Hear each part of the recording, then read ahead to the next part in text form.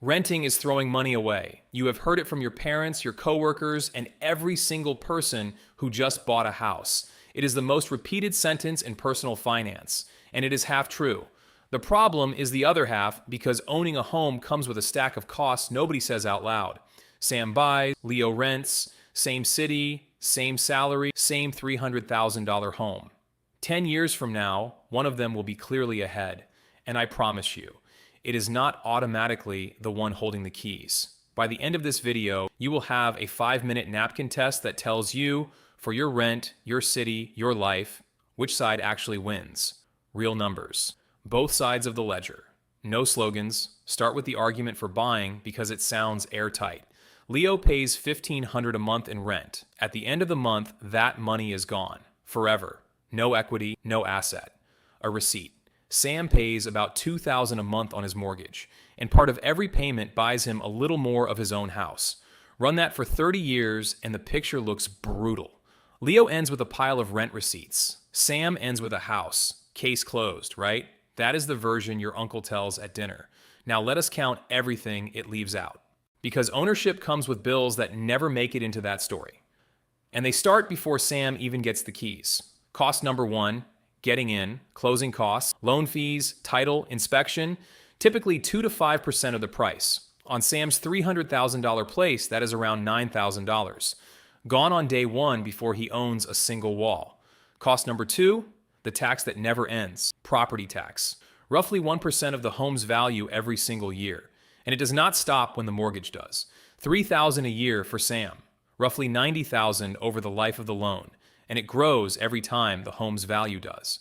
Cost number 3, the house eats itself. Maintenance, roofs, water heaters, furnaces, paint. The boring rule of thumb is another 1% a year, every year. Nobody budgets for it because it does not arrive monthly. It arrives all at once at 2 in the morning. Ceiling. Cost number 4, insurance the renter barely pays. Homeowners insurance runs several times what renters pay because Sam is covering the entire building, not just the stuff inside it. And cost number 5, the big one, you already know from the last video. Interest. At 7%, Sam's $300,000 house costs over $400,000 in interest alone. He buys the house, then buys it again in rent on money. So here is Sam's real monthly cost of owning. Mortgage interest, property tax, maintenance, insurance, none of it builds equity. Every one of those dollars is exactly as gone as Leo's rent. There is a name for this, and it is the most useful phrase in this whole debate. Unrecoverable costs. Money that leaves and never comes back. No equity, no asset, no refund. Rent is 100% unrecoverable. Everyone can see that. It is the whole insult.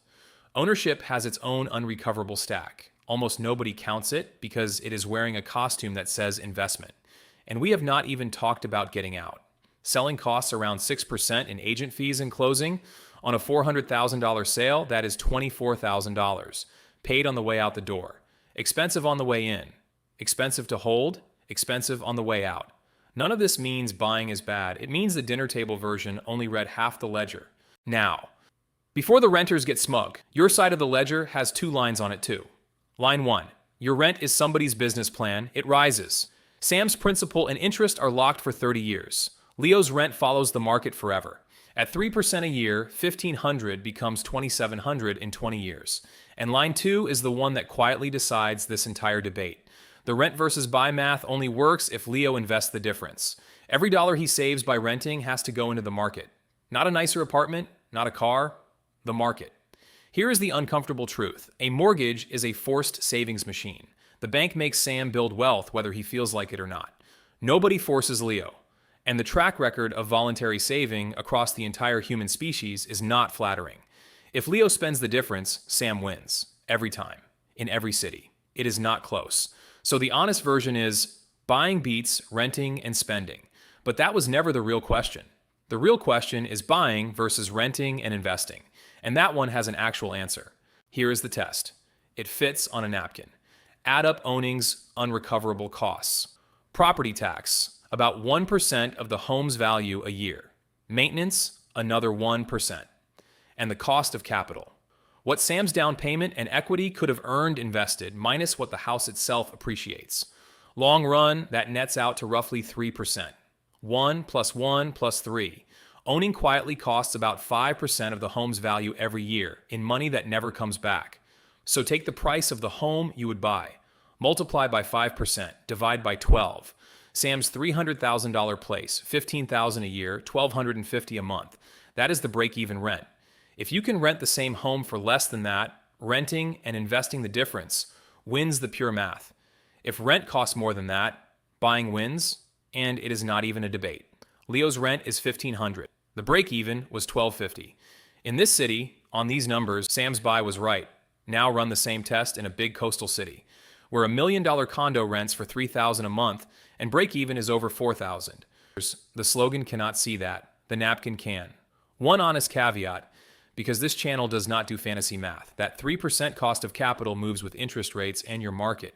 It is a dial, not a constant. But even a point or two either way, the napkin still points you the right direction. Now, the part the spreadsheet cannot see. 3 things. First, leverage. Sam put 5% down. If the house rises 10%, his $15,000 became $45,000. Leverage made him rich on paper, but leverage does not care which direction it multiplies. If prices drop 10%, Sam's entire down payment is gone, and he owes more than the house is worth. Ask 2008. Nobody says it this way, so I will. A mortgage is the biggest leverage bet a normal person ever makes. Second, time. Remember the entry and exit bills, $9,000 on the way in, $24,000 on the... Those only make sense spread across many years. Stay under about 5 years, and those 2 bills eat any equity you built. Under 5 years, rent almost always. Third, your life. A mortgage buys stability. Nobody can raise your payment. Nobody can make you move. If your kids are settled in a school, that is worth real money no spreadsheet can price. Renting buys flexibility.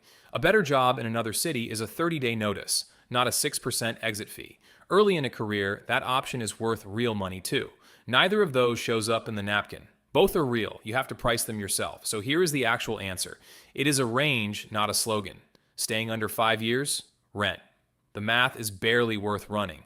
Staying 10 years or more in a city where rent runs above the 5% line? Buy. Confidently. In between, it is genuinely close. And either answer, executed with discipline, beats the perfect answer executed without it. Homework. 3 numbers, 5 minutes, no spreadsheet. 1, your real yearly rent, monthly times 12. 2, the price of the home you would actually buy, not the dream one, the realistic one, times 5%. 3, how many years you honestly expect to stay, not hope. Expect. Rent versus the 5% line, years versus 5. That is the whole test. And you now know more than the entire dinner table. Sam was not right because buying is right. Leo was not wrong because renting is wrong. They live in different numbers, and most people never run them. Because renting is not throwing money away. It is paying for a roof. The exact same thing Sam does, through interest, tax, and repairs. Everyone pays for the roof. The only question is, whose bill is smaller? And now you can check. Last video I told you every dollar of interest has 2 ends. Housing is where most people grab the biggest dollar of their life. Grab it with the napkin in your hand. If this changed the rent or buy argument in your head, the like button shows it to the next person having it at dinner. Subscribe, because next time we are counting what your car actually cost you, and it is worse than the house.